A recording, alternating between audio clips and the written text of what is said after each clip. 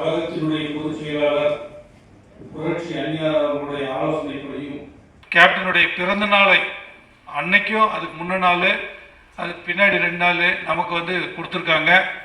அதை குறித்தும் அதை யார் யார் செய்யலாம், எந்தெந்த ஒன்றியங்கள் செய்கிறது, எப்படி செய்கிறது இது நம்ம இங்கே டிஸ்கஸ் பண்ணிக்கலான்றதுனாலையும் இந்த ஒரு ஆலோசனை கூட்டத்தை ஏற்பாடு செய்துள்ளோம். தனி தொகுதி பொறுப்பாளர் நம்ம தினேஷ் பக்கத்தில் தான் இருக்காரு. இப்போ வர்ற டேட் வேற டேட்டாக கூட மாற்றுறாங்களா, என்னவோ தலைமையில் என்ன முடிவு பண்ணுறாங்களா பண்ணிக்கலாம். இதே டேட்டுனாலும் நம்ம தயாராகிடணும், வேற டேட்டுனாலும் நம்ம என்னைக்கு டேட்டுன்ற மாதிரி அப்புறமா அவங்க சொல்லும்போது நம்ம தயாராகலாம். இப்போ எந்தெந்த ஒன்றியத்தில் எந்தெந்த வில்லேஜில் நீங்கள் செய்கிறீங்கன்றது ஒரு பாயிண்டா 2 பாயிண்டான்றது நம்ம இப்போ முடிவு எடுத்துடலாம், இப்போவே முடிவு எடுத்துக்கலாம். அதுக்கு பின்னாடி டேட் இதே டேட்டாக இருந்தாலும் சரி வேற டேட்டாக இருந்தாலும் சரி நம்ம அதுக்கு அந்த மாதிரி ஆர்கனைஸ் பண்ணிக்கலாம். ஏன்னா நம்ம முன்னாலே முடிவு எடுத்தால் நம்ம அந்த இடத்துல ஆர்கனைஸ் பண்ணுறதுக்கு ஒரு வசதியாக இருக்கும். அதே போல் இந்த ஒன்றியங்கள் கோயிலுக்கு நம்ம போயிட்டு எப்போ பூஜை பண்ணுறதுன்னு அதை டிஸ்கஸ் பண்ணிக்கலாம்.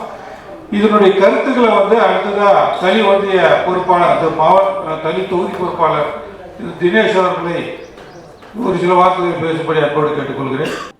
நம்ம முக்கியமாக இந்த கூட்டத்துக்கு எதுக்கு சேர்ந்துருக்கோம்னா, BLA2 ஃபார்ம் ரொம்ப சீக்கிரமாக நம்ம ஃபில் பண்ணி கொடுக்கணும். அப்போ தான் நம்ம கட்சி அங்கீகரிக்கப்பட்ட கட்சியாக நமக்கு இந்த தேர்தலில் அந்த முரசு மறுபடியும் கிடைக்கும். அப்படி நம்ம இந்த BLA2 ஃபார்ம் ஃபில் பண்ணி அந்த துணை வட்டாட்சியர் அதாவது தேர்தல் அலுவலர்கள்கிட்ட நம்ம சேர்த்தாத பட்சத்தில் நம்ம கட்சியில் ஆட்கள் இல்லை அப்படிங்கிற மாதிரியும் ஒரு தவறான நோக்கில் அந்த சின்ன வேறு பக்கம் போகிறது கூட வாய்ப்பு இருக்குது. அதனால தான் முதல்ல BLA2 ஃபார்மை முதல்ல ஃபில் பண்ணி கொடுங்கன்னு சொல்லி நம்ம கேட்டுருக்கிறது. அதை ஒரு சிலர்லாம் பண்ணியிருக்கீங்க, இன்னும் பண்ணாதவங்க இன்னும் கொஞ்சம் ஒரு வார கால டைம்குள்ளே கொஞ்சம் முடிச்சு கொடுத்தீங்கன்னா ரொம்ப நல்லாயிருக்கும். அது இல்லாமல் தலைமையிலேருந்து எல்லாருக்கும் தலைமை நிர்வாகிகளுக்கும் ரொம்ப ப்ரெஷர் தான், இன்னும் முடிச்சு கொடுக்கல அப்படின்னு சொல்லிட்டு. கடந்த 1 மாதத்துக்கு முன்னாடி அந்நியார் தலைமையில் மீட்டிங் போட்டிருந்தப்போ 1 மாதம் தான் டைம் கொடுத்தாங்க. ஆனால் அந்த 1 மாதம் முடிஞ்சிடுச்சு, இன்னுமே நம்ம ஒரு சிலர் பிடிக்காம இருக்கோம். அதெல்லாம் தயவு செஞ்சு சீக்கிரம் முடிச்சு கொடுங்க. இப்போ நம்ம நடத்துறது என்ன அந்த கூட்டம்னா நல்லா புரிஞ்சுக்கங்க. இந்த கூட்டம் அந்நியார் எதுக்கு வர்றாங்கன்னா, கேப்டன் 2014 உங்களோட நான் ஒரு நிகழ்ச்சி நடத்துறேன் தெரியுங்களா? வந்திருக்காங்க மாட்டோம். நம்ம அதிமுக திட்டவோ திமுக திட்டவோலாம் வரல. கேப்டனோட ரதம் தமிழ்நாடு முழுவதும். ஏன்னா உலகம் எங்கும் இருக்கும் தமிழர்களின் குடியில் நெஞ்சிருக்கும் ஒரே தெய்வம் ஒரே தலைவர் புரட்சி கலைஞர். இலங்கை தமிழர்களால் உருவாக்கப்பட்ட அந்த தேர் தமிழ்நாடு முழுவதும் வருகிறது. அதான் மக்களை இல்லம் தேடி மக்கள் தலைவர் வர்றார்.